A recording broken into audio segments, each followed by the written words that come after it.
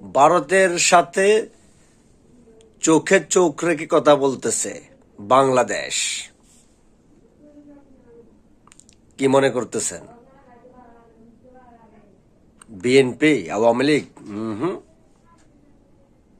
বড় দুঃখজনক বিষয়। বিএনপি আওয়ামী লীগ ক্ষমতায় এসেছে ভারতকে ম্যানেজ করে। একজন বাংলাদেশী হিসাবে এর চাইতে বড় দুঃখজনক বিষয় দ্বিতীয় আর হতে পারে না। দেখুন না, ডক্টর মোহাম্মদ ইউনূস ভারতের সাথে চোখে চোখ রেখে কথা বলতেছে। No compromise. বন্ধু হতে পারো, প্রভু নয়। বড় দুঃখজনক বিষয়, স্বাধীনতার পরে এই দেশ দুজন মহিলা শাসন করেছিল।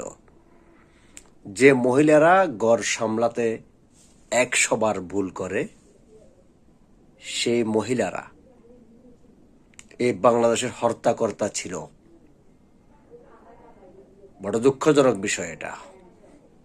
ইনশাল্লাহ সামনে মহিলা আর ক্ষমতা বাংলাদেশে আসবে না। পুরুষ শাসিত সরকার হবে এই বাংলাদেশ।